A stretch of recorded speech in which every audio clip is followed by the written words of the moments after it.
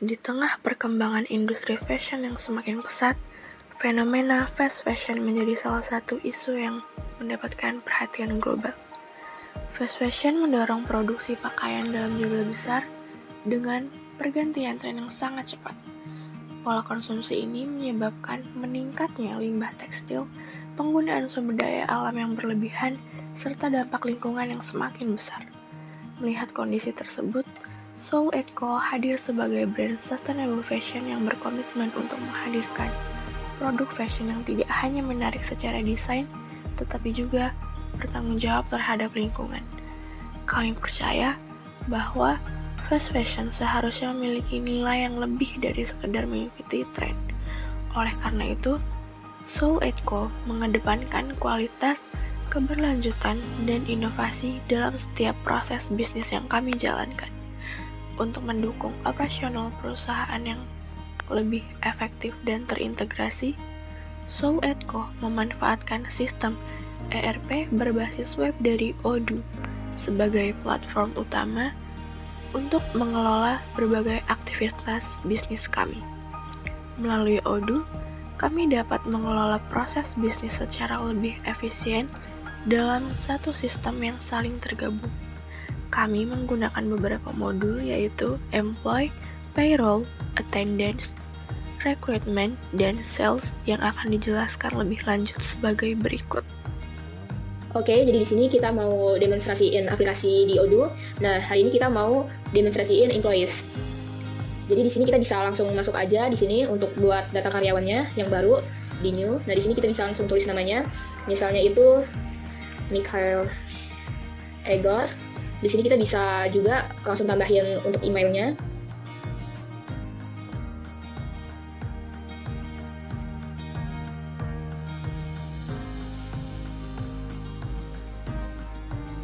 Di sini untuk nomor teleponnya.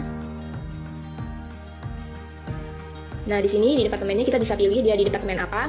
Misalnya di sini di desain. Untuk job posisinya kita bisa untuk fashion designer. Nah, di sini manajernya kita bisa pilih nih di departemen desain itu ada siapa. Nah, untuk manajernya kita juga bisa tambahin di sini siapa manajer di departemen tersebut. Di sini untuk manajer di desain itu ada Natalie Max. Nah, ini. Terus di sini ada untuk tambahin work location-nya. Di sini juga ada jadwal dia ke kantor atau kerja di rumah. Di sini kita biasanya pakai yang hari Senin sampai Kamis. Nah, untuk sisanya itu work from home.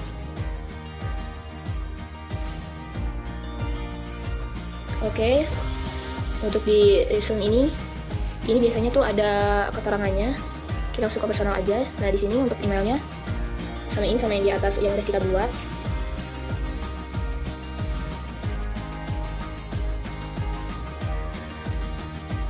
Nah, untuk teleponnya juga. Nah, di sini untuk bank akunnya juga jangan lupa untuk ditambahin karena ini nanti berkaitan sama payroll-nya.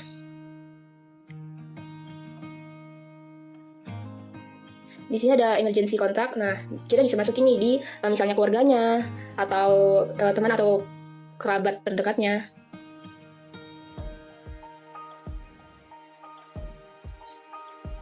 Di sini kita bisa milih nationality-nya.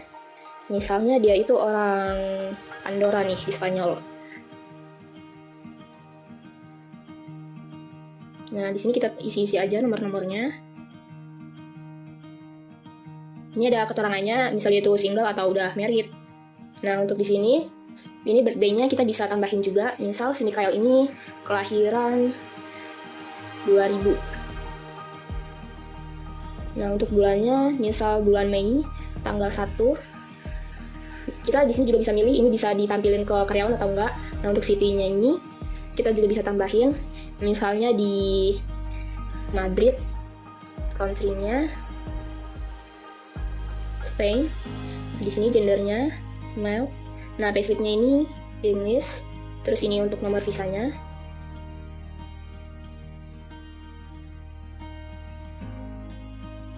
Nah, ini untuk alamat dia. Misalnya dia tinggalnya di Kampung Baru nih.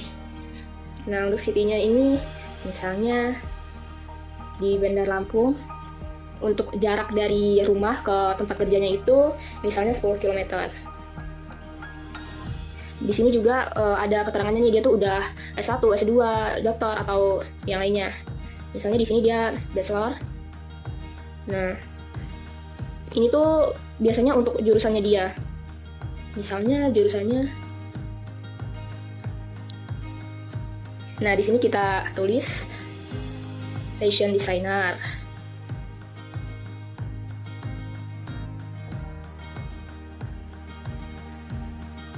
Oke, di sini kita bisa langsung lanjut ke payroll. Nah, di sini kita bisa ini kontraknya. Misal dia si Mikael ini kerja udah dari 2025 di bulan April. Di sini kita bisa tulis tanggalnya juga. Nah, ini kontraknya itu dari kapan sampai kapan. Misalnya di sini kontrak dia sampai 2028. Oke. Di sini kita bisa iniin gajinya itu berapa per bulan. Di sini misal 7 juta. Kebanyakan mana? Nah, di sini kita bisa milihin itu untuk gajinya tuh gaji tetap atau gaji per jam. Terus di sini ada tipe karyawannya, di sini ada kontrak tipenya. Misal di sini tuh ada permanen sama temporary. Ini kita coba yang temporary. Terus ini untuk pay kategorinya ini nanti berkaitan juga sama pay run. Di sini kita pakai yang Indonesia, yang employee ini. Nah, terus ini dia digajinya berdasarkan attendance-nya. Terus karena kita cuma 4 hari jadi pakai yang 32 jam per minggu. Di sini untuk keterangan tanggungannya berapa, ini kita pakai TK1 karena dia masih single. Terus ininya, nah di sini untuk BPJS-nya kita bisa tulis 2%. Ini salary adjustment, dan di sini tuh bisa kalau buat ini child support atau yang lainnya. Cuman kayaknya ini nggak usah deh. Terus ini buat settingnya, ini user link-nya. Terus ini buat bureau-nya, misal kalau ada planning atau apa gitu. Di sini fashion designer. Nah, ini ada keterangannya digajinya berapa per jam. Oke. Terus kita langsung create user, save. Nah, di sini udah ke save, jadi dia udah masuk ke invoice-nya ya. Nih udah masuk.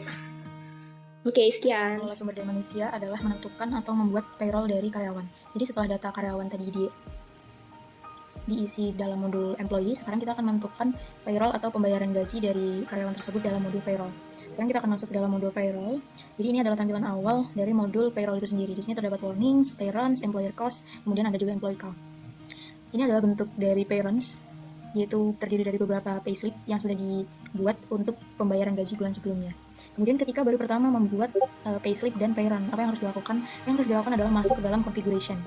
Setelah itu kita masuk ke dalam setting atau pengaturan. Di sini kita bisa memilih payroll localization package apa yang akan kita gunakan untuk perusahaan kita. Di sini terdapat banyak payroll package mulai dari United Arab Emirates sampai dengan United States Payroll. Jadi karena perusahaan kami Sol Edco itu berada di Indonesia dan akan menggunakan Indonesian Payroll, kami memilih Indonesia Payroll sebagai payroll package. Setelah itu kita juga bisa menentukan berapa hari kita akan mendapat pemberitahuan ketika payroll package tersebut akan expired. Di sini perusahaan kami memilih 60 hari sebelum payroll package tersebut expired. Selanjutnya ada time off, postpone time off after payslip validation. Jadi ketika payslip yang akan kita buat nanti sudah tervalidasi, pihak manakah yang akan mendapat pemberitahuan terhadap validasi tersebut. Jadi di perusahaan kami memilih Human Resource Management sebagai pihak yang responsibel. Tapi kalau di perusahaan lain mau langsung ke perusahaan bisa, atau mau ke karyawan lain yang lebih bertanggung jawab bisa. Tinggal memilih siapakah yang mau dijadikan penanggung jawab.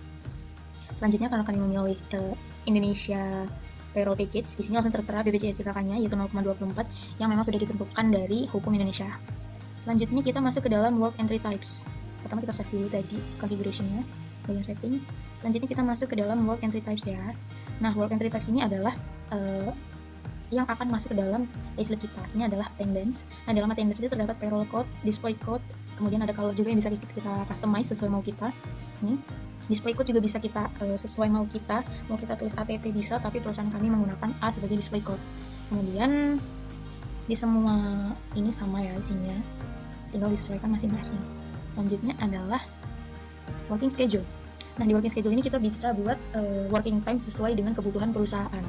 Di Seoul Edco itu kebutuhannya adalah standar 32 hours per week. Nah, di dalam sini kita bisa menyesuaikan lagi nih schedule time-nya mau fleksibel atau fully fix, kemudian require full time-nya berapa jam per minggu. Nanti kalau kita sudah menentukan itu, ini adalah gambaran dari working hours para pekerja nanti. Ini dari mulai Monday sampai dengan Thursday. Selanjutnya adalah structure types. Di structure types ini kita bisa buat berbagai macam tipe. Perusahaan kami menggunakan Indonesia employee ini dan juga employee sebagai structure types. Nah, di structure types ini kita harus menentukan nih country yang akan kita buat perusahaan kita ini di mana. Jadi kita buat country-nya itu sesuai dengan perusahaan kita itu akan berdiri. Kemudian wage type-nya mau fixed wage atau hourly wage, kemudian schedule pay-nya mau monthly, hourly atau weekly, kemudian working hours-nya mau berapa. Tadi kan di awal kita sudah menentukan tuh di bagian work schedule. Nah, di sini dimasukkan di bagian working hours. Di sini kita memilih standar 40 hours per week. Selanjutnya pay structure-nya adalah regular pay dengan work entry type yaitu attendance. Bisa juga yang lain mau attendance, mau overtime hours, out of contract bisa, tapi perusahaan kami memilih attendance. Selanjutnya struktur ini adalah turunan dari struktur types tadi. Jadi terus kita bisa membuat nih di sini di bagian ini kita bisa menentukan salary struktur ini bagaimana namanya, nggak harus regular pay, kita bisa namain apa aja, tapi di sini kami menamai salary struktur kita adalah Indonesia regular pay. Nih, ini adalah salary rules yang nanti akan masuk ke dalam payslip yang akan dibuat, mulai dari basic salary sampai dengan net salary. Ini bisa disesuaikan lagi dengan kebutuhan perusahaan. Kalau memang perusahaan tidak membutuhkan transport allowance, bisa dibuang. Kalau memang membutuhkan rules yang lain, kita bisa add line, jadi bisa menambahkan ini lain. Selanjutnya adalah rules. Rules ini adalah rules mengenai teks yang akan kita buat dalam payslip nanti. Jadi di sini kami menggunakan Indonesia regular pay ini yang memang nanti akan masuk nih. Jadi di sini basic salary, ada transport allowance. Transport allowance itu masuk kategorinya allowance. Terus kalau terkait BPJS itu masuknya ke dalam company contribution. Selanjutnya ada role kategori. Role kategori ini dia langsung dengan sepaket localization package payroll-nya. Jadi nanti tergantung dengan package apa yang kalian pilih, nanti langsung tertera di sini. Selanjutnya adalah salary input types. Nah, salary input types ini adalah input yang akan masuk ke dalam payslip nanti. Jadi di sini kita bisa tentukan mana yang akan masuk ke dalam payslip dan mana yang tidak. Ketika availability instructor-nya sudah dengan pembayaran kita, pembayaran perusahaan kami kan Indonesia regular pay. Berarti ini sudah akan masuk ke dalam payslip yang akan kita buat nanti, mulai dari assignment of salary sampai dengan THR. Selanjutnya adalah kita langsung masuk ke dalam pembuatan payslip. Jadi dalam pembuatan payslip ini kita akan masuk ke dalam employee, ke dalam data karyawan di bagian payroll. Ini adalah data-data karyawan yang akan kita buat payroll-nya. Kita akan ambil contoh satu, Clarissa Evelyn, untuk dibuat payslip-nya. Jadi sebelum membuat payslip itu dipastikan bagian biodatanya itu sudah lengkap. Bagian work, personal, kemudian ada payroll, ada setting. Di bagian personal ini yang sangat krusial untuk diisi adalah bagian schedule, work and resources, working hours. Kemudian di bagian setting ini, bagian planning ini juga harus diisi, roles dia di perusahaan itu di bagian apa itu harus diisi. Kemudian ketika kita sudah memastikan semua biodatanya full, sudah terisi, lalu kita akan masuk bagian payslip. Nah, kita sudah masuk payslip, kita akan masuk ke new of cycle. Ini adalah nama dari karyawan tadi, Clarissa Evelyn, dengan employee record adalah 21 Maret 2024. Kita pilih jenis payroll-nya. Kita akan membuat payroll untuk bulan Januari.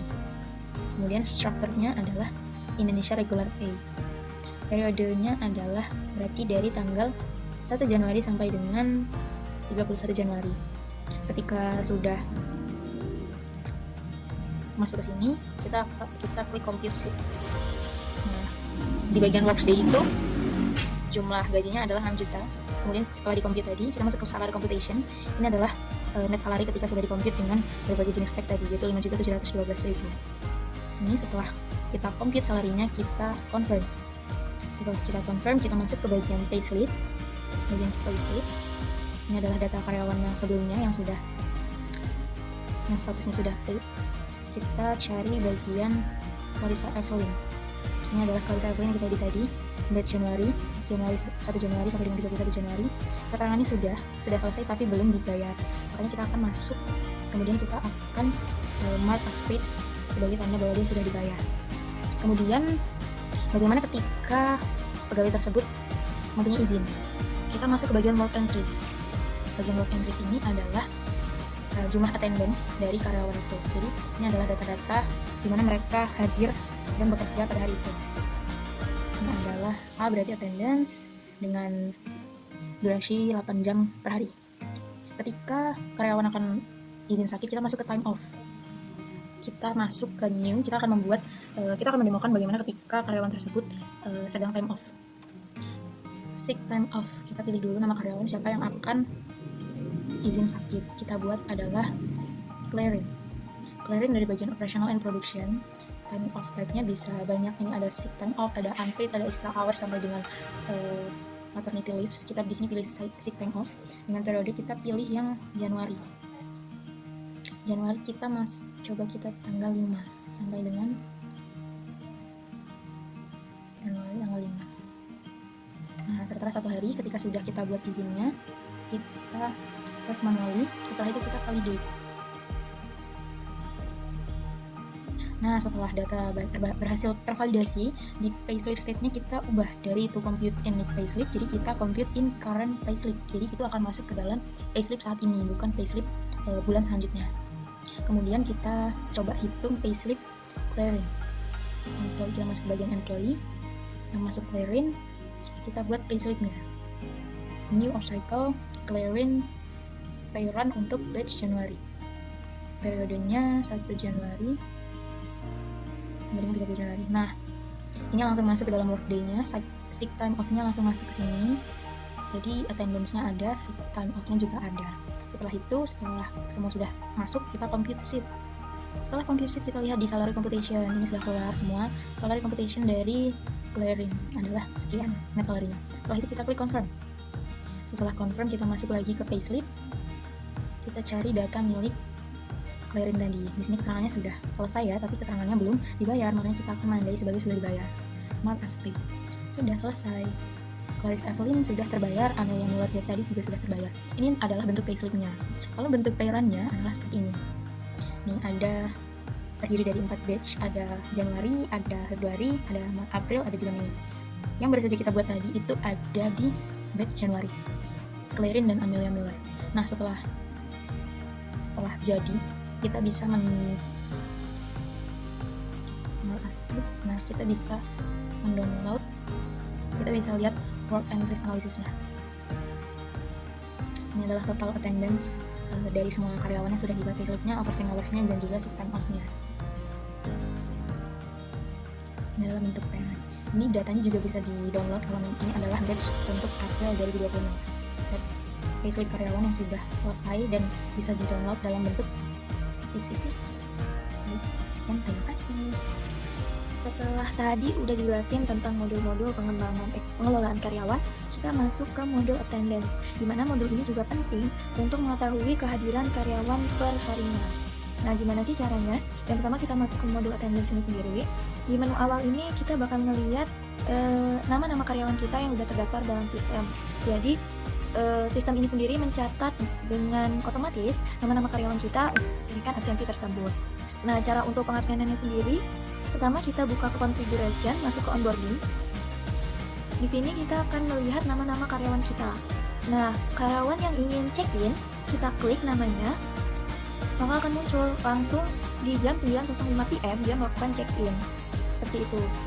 Nah, untuk check-out-nya kita lakukan seperti kita melakukan check-in.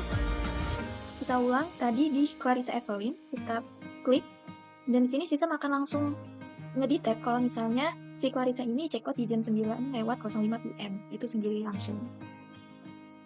Jadi absensi yang udah dilakukan oleh Angela John tadi itu bakalan masuk ke data ini. Jadi Angela John itu melakukan check-in di jam 9:09 PM dan check out di jam 9:09 PM itu juga. Gitu. Jadi dia langsung masuk ke dalam sistem. Nah, kalau misalnya HR itu ingin melihat laporan, itu bisa masuk ke reporting. Di mana reporting ini sendiri ngedata selama 1 bulan per karyawan itu sendiri. Jadi kita bisa lihat siapa yang paling rajin, siapa yang sering telat, siapa yang jam kerjanya kurang, dan yang lain-lainnya. Nah, selanjutnya aku bakal bantu kalian untuk jelasin tentang modul rekrutmen yang ada di Udo ini. Nah, gimana sih cara operasiinnya? Pertama-tama ini udah beberapa data yang udah pernah kita isi. Pertama di bagian rekrutmen nih ya. Jadi kalau kita mau rekrut, kita bisa pencet new di sini. Terus juga job position yang kita mau. Nah, sekarang di perusahaan ini kita lagi butuh content creator. Kita tulis aja di sini content creator. Oke, salah. content creator. Nah, juga di sini ada application email. Nah, jadi nanti tuh bakal masuk ke email siapa? Karena yang mengurus itu human resource, jadi kita tulis aja di sini human resource. Di sini udah kayak gini aja. Langsung kita create. Nah, selanjutnya ini bakal muncul seperti ini. Tapi kan karena tadi belum di-adjust, mari kita adjust dulu di configure di sini. Nah, ini ada di content creator ini, kita masuk ke bagian configure. Pertama nih, langsung ketemu si recruiternya itu siapa. Nah, recruiter itu si perusahaan kita. Terus juga yang interview nantinya siapa, karena yang interview adalah human resource, jadi kita masukin di sini human resource. Terus di sini ada email alias yang bisa kita lihat, ini yang tadi yang kita masukin. Terus juga ada di sini job department, karena dia itu masuk ke content creator, jadi dia ada di marketing and community. Nah, selanjutnya di sini ada job posting. Job posting ini maksudnya apa? Maksudnya tuh ada berapa pekerja yang mungkin kita mau hire. Nah, di sini kita mungkin butuhnya 2, kita tulis 2. Terus di sini ada bagian dari expected skill. Expected skill itu maksudnya apa aja yang diperlukan untuk dia bisa keterima jadi content creator. Misalnya ini bagian kategori language. Biasanya content creator itu butuh yang bisa multibahasa, atau misalnya bukan cuma bahasa Indonesia saja, mungkin kita bisa ditulis di sini untuk bisa bahasa Inggris. Nah, karena kita pengen ngasih qualification lain, kita save and new, masuk ke soft skill. Karena soft skill itu untuk menjadi seorang content creator itu adalah creativity. Nah, masuk di sini kita bisa pilih nih, dia skill levelnya dari beginner, elementary, terus sampai expert ya. Karena kita ini pengen yang terbaik, mungkin kita bisa isi advanced di sini. Lalu save and close. Mungkin ini aja expected skill yang bisa kita isi. Kalau memang pengen expected skill yang lain, boleh banget buat diisi. Nah, selanjutnya di sini adalah expected degree. Nah, expected degree ini kemungkinan dia tuh kita menerima kualifikasi yang seperti apa? Apakah yang lulus SMA saja, atau S1, atau S2, atau S3? Karena dia mungkin cuma content creator, mungkin kita bisa kasih kualifikasi terendahnya itu ada di graduate aja. Kan karena content creator mungkin kita lebih ke creativity-nya. Kemudian di sini ada kontrak, ada employment type. Kita bisa pilih nih, yaitu student, intern, part-time, full-time, seasonal, atau temporary dan permanen. Nah, karena di sini kita udah taruh tadi expected degree-nya itu graduate, berarti tidak mungkin student. Mungkin kita bisa pilih di sini intern saja. Kemudian kita masuk ke summary-nya ini. Nah, masuk ke summary ini apa? Summary ini kira-kira bagaimana nanti pekerjaannya, apa saja yang harus dilakukan. Nah, ini di sini kita bisa isi misalnya menjadi content creator. Nah, ini saja. Dan kemudian ada tracker di sini yang mungkin campaign, source, medium, email gitu ya. Kita bisa masukin di sini campaignnya apa, source-nya dari mana, dan segala macam. Oke, selanjutnya. Nah, selanjutnya di sini tuh ada log note. Log note ini apa? Seperti kayak log and internal log untuk apa saja mungkin yang bisa dimasukin kayak expected lagi di luar dari expected skill ini ya guys. Nah, selanjutnya ada activity juga yang seperti ini, yang to do, email, call, meeting, dokumen, dan signature, dan lain-lain. Nah, di sini kita bisa bikin to do-nya itu buat tanggal 1 Juni. Nah, di sini assigned tuh soil at co. Bisa langsung kita save saja. Nah, kemudian kita bisa langsung keluar lagi. Kita lihat di sini. Nah, teman-teman semuanya, kalau nanti misalnya udah ada yang melamar, di sini bakalan muncul nih new application yang udah masuk ke sistem Odoo kita. Dan kemudian di sini di bagian sini bakal kelihatan langsung kualifikasi yang kita butuhin, kira-kira si pelamar ini berapa puluh persen kecocokan dengan yang kita butuhkan. Kalau memang kita nyesrek, kita bisa langsung masukin dia ke first interview ini, dan kemudian di first interview nanti bakal disaring lagi, kemudian ke second interview. Di second interview ini bakal menjadi finalnya yang bakal menuju ke kontrak proposalnya. Seperti itu. Untuk melihat application-application yang mungkin ada nanti, bukan hanya di bagian posisi ini saja, mungkin bisa ke sini. Di bagian application bisa by job position dan by talent pools. Talent pools ini kumpulan-kumpulan yang mungkin lebih diutamakan untuk keahlian-keahlian atau jabatan-jabatan yang lebih penting. Kemudian di sini ada all application, kita bisa lihat di sini semua yang udah pernah kita interview sebelumnya dan beberapa yang udah mempunyai kecocokan terhadap bidangnya masing-masing. Dan kemudian ada bagian reporting, ada application analysis, search analysis, hiring velocity, dan team performance. Team performance ini yang mengukur kinerjanya. Kemudian ada configuration yang di masing-masing modulnya ada. Nah, teman-teman semuanya, kita balik lagi ke sini. Di sini juga ada departemen yang kita tadi bisa bentuk ya, kayak yang tadi ada ini. Di bagian marketing and community ada content creator dan social media specialist. Kira-kira itu saja yang mungkin bisa didemokan dari bagian modul rekrutmen ini untuk mencari atau membuat lowongan pekerjaan berbasis Odoo. Di modul yang selanjutnya adalah sales.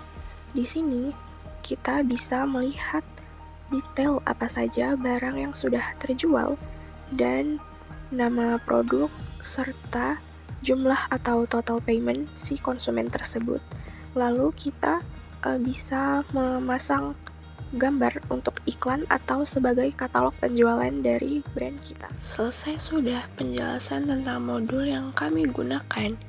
Kedepannya, Soul@Co akan terus menghadirkan fashion berkelanjutan dengan memanfaatkan teknologi untuk mendukung pertumbuhan bisnis yang lebih baik.